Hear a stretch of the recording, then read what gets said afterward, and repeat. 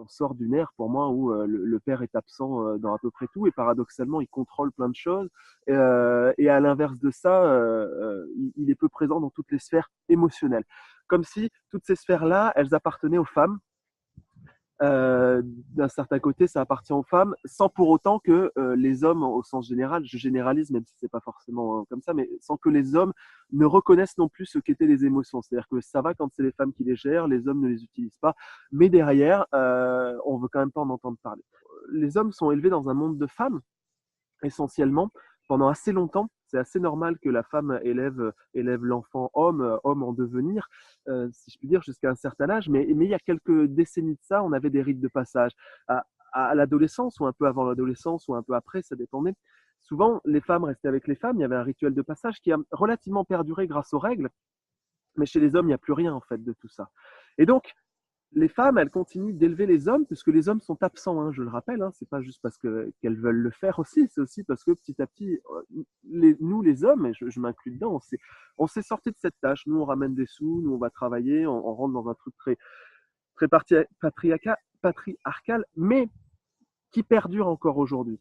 On a tous ces parts en nous, nous les hommes. Arrivés à l'adolescence, ils voudraient s'exprimer avec ses codes d'homme à lui, qui sont totalement différents des codes des femmes, qui désemparent totalement les femmes. Moi, j'ai bien vu aussi, hein, si Arthur a une expression colérique, il a envie de tout casser, etc., je suis beaucoup plus à l'aise que Maud dans cette situation-là.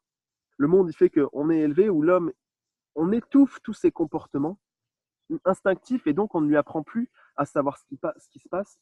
On véhicule encore de part, alors je n'ai pas la genèse de tout ça, mais c'est ma compréhension aussi, tout cet aspect de l'homme il doit pas pleurer, l'homme il doit être fort, l'homme il doit assumer ça. Alors par tout un tas de trucs qui sont des artifices, les bandes de copains, les machins, les trucs. On est là comme ça à faire les gros durs, etc. Et, euh, et on arrive là dans ce schéma où finalement l'homme après, il a une place surimportante par rapport à la femme et donc il se met à avoir une sorte de pouvoir. Instinctivement, l'homme sait que la femme est réellement puissante au sens de qui elle est, au sens de ce qu'elle émane, parce qu'elle a tout en elle. À la différence de l'homme, la femme, elle a pas besoin en fait d'envoyer quelque chose à l'extérieur pour créer la vie. À la différence de l'homme, la femme contient la vie à l'intérieur d'elle. La femme fait naître la vie à l'intérieur d'elle. Nous, les hommes, si on veut donner la vie, si on veut donner naissance, on est obligé d'envoyer à l'extérieur notre sperme, en l'occurrence. Et ça fait une différence fondamentale aussi. C'est le côté féminin, c'est j'ai tout aussi en moi. Le côté masculin, c'est je vais vers l'extérieur. Et c'est cette complémentarité qui fait la beauté du monde.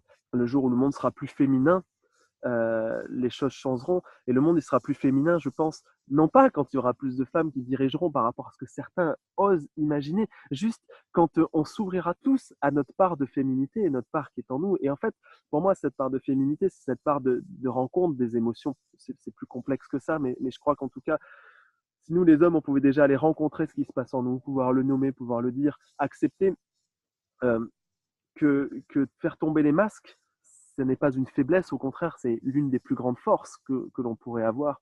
Accepter qu'il n'y a pas d'infériorité et de supériorité, je pense que les choses changeront. Pendant longtemps, j'ai enfilé des masques. Parce que c'est vachement plus facile de projeter une image de soi que d'être soi-même. Vachement plus facile. Si je suis moi-même, il y a tellement de choses dans ce monde que j'accepterai pas que je serai obligé de mettre un coup de pied dedans. Si je joue un rôle, le rôle qu'on m'a enseigné, le rôle que j'aimerais être, je peux me mettre à l'écart de ce que je vis à l'intérieur. Et donc, je me mets aussi à l'écart du monde des émotions. C'est ce qui est en train de se passer, selon moi, aussi chez les femmes. On est dans un monde qui se masculinise, si je peux dire, de plus en plus. On a, en tout cas, c'est mon regard.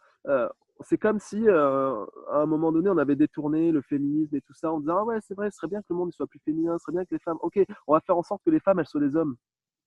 Et donc, c'est ce qui est en train de se produire. Au lieu de faire la marche inverse en disant ok, nous les hommes, on va faire un pas vers notre féminité, on va apprendre à être.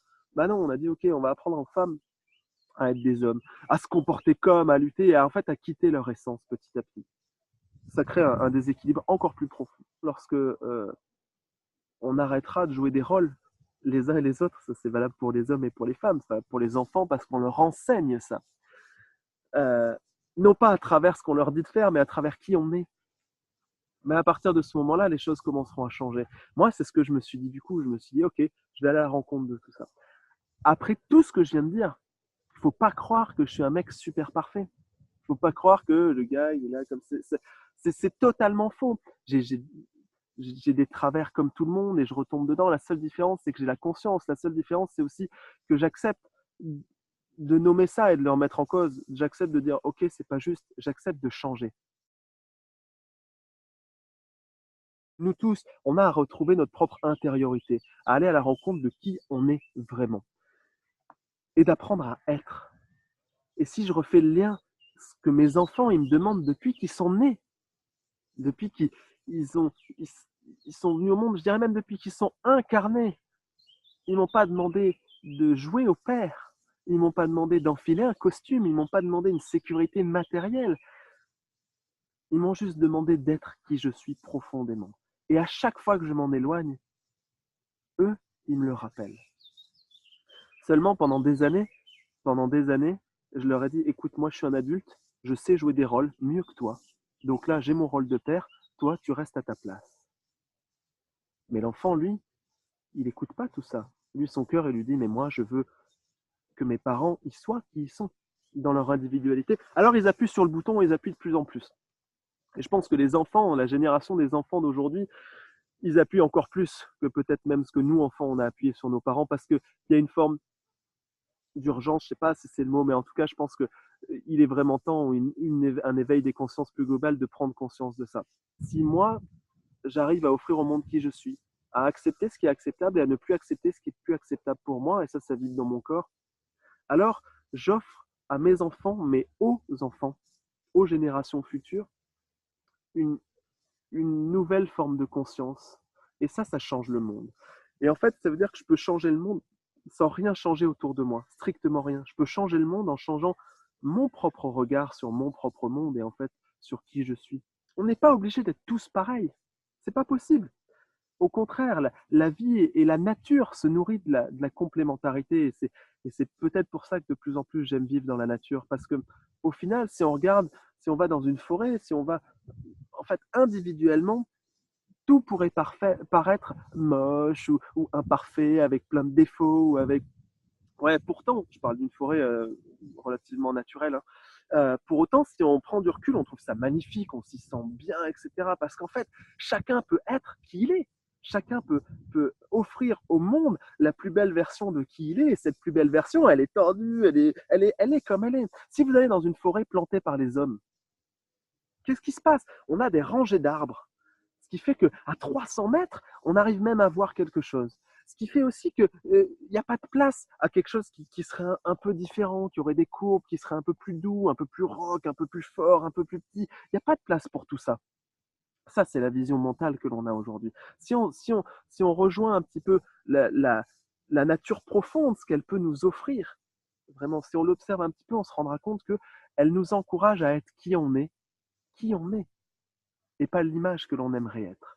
Et plus on va quitter, en tout cas cette image-là, je crois que plus on va pouvoir changer le monde sans rien changer d'autre. Quand pendant un an, tu as fait quelque chose, ouais, tu peux le gommer assez facilement, mais quand tu as fait cette même chose-là pendant 40 ans, franchement, bah c'est cool d'avoir un peu d'indulgence, parce que c'est très très dur de changer quelque chose qu'on a fait pendant des années et des années et des années.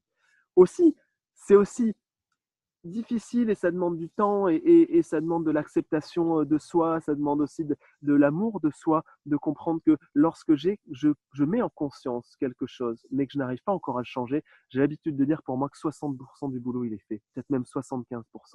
Parce que ça veut dire dès lors que chaque fois que ce comportement-là, par habitude, apparaît, parce que je suis dans mes retranchements, etc., à chaque fois que ça apparaît, j'ai conscience que j'ai un peu merdé ou c'était pas la plus belle version de moi, mais je l'ai fait quand même. Alors nous, on a tendance à se fouetter, ah mon Dieu, c'est pas vrai, je suis trop nul, etc. Je dirais que c'est pas vrai. C'est ah ouais, bon, bah j'ai eu conscience trop tard cette fois-ci de mon comportement. Et plus on va prendre cette acceptation-là, plus on va réduire ce temps entre ça sort encore, c'était trop tard, jusqu'à arriver au moment où j'en prends conscience avant que mon comportement ait lieu, jusqu'à ce que ce comportement disparaisse de ma manière d'être. Ça prend du temps, hein. Et donc, plus on a vécu un certain comportement, plus faudra du temps pour gommer tout ça.